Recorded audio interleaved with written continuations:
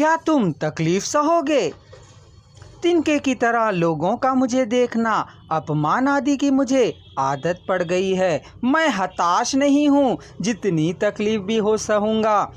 इतनी सहन शक्ति का होना उतनी अच्छी बात नहीं है। सहने के सिवा मैं कर ही क्या कर सकता हूँ। इतनी सहन शक्ति तो सिखाने वाले समाज को मेरा धन्यवाद है। वह असमंजस की स्थिति में रह गई। पता नहीं उसने क्या समझा होगा। बिना कुछ कहे वहाँ से चली गई। अप्पलकोंडा ने चलो चलें कहा। मैंने भी हाँ कहा। मैं तुम्हें टेलीग्राम देने को आया। तुम्हारे परीक्षा को लिखकर आने के बाद देने की सोच रुका रहा। तुम इसे पढ़कर रो पड़ो तो सांत्वना देने के लिए रुका हूँ। पता नहीं क्यों मुझे कुछ बुरे की शंका होने लगी। अप्पलकोंडा ने टेलीग्राम दिया।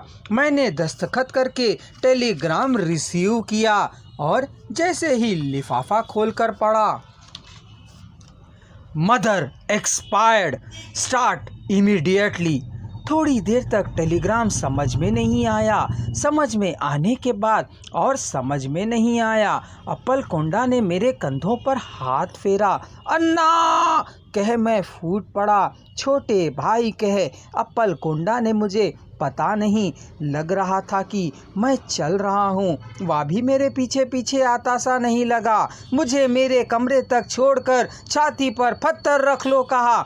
मुझे अपनी छाती को आज पत्थर रखना है क्या? यह तो 3 साल पहले ही पत्थर के रूप में बदल गई थी। बीए ऑनर्स तेलुगु में प्रवेश लेने के समय ही मैं पत्थर बन चुका था।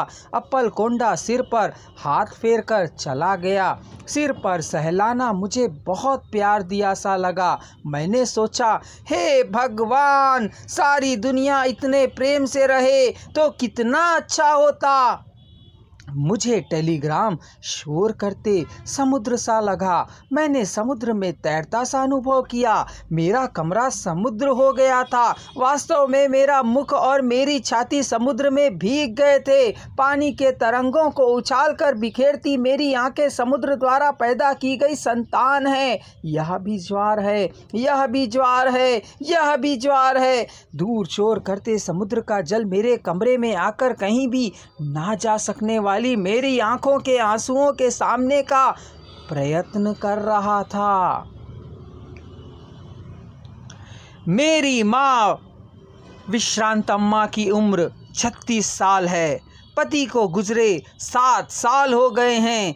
उनकी 3 संतानें हैं। मैं 19 साल का हूँ। छोटी बहन 15 साल की है। छोटा भाई 11 साल का है। वे क्रमशः 8वीं और 6वीं कक्षा में पढ़ते हैं। हरिजन हॉस्टल में रहते हैं। माँ अकेली वेजेंडला में, जहाँ वह पैदा हुई और वहीं बड़ी हुई, अपने 7 भाइयों और 7 बड़ी बहनों के साथ शांति पूर्वक सुख शांति से रहा करती है।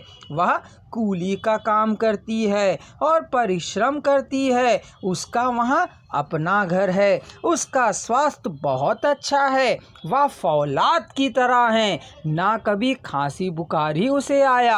हड्डियों घुटनों में दर्द तो कभी है ही नहीं, कभी था ही नहीं। यहाँ तक कि उसकी सर में भी कभी दर्द की कोई शिकायत नहीं रही। सवेरे उठने से रात सोने तक कुछ ना कुछ काम करती ही रहती है। नींद लग गई तो बिजली गिरने पर भी उठती नहीं है।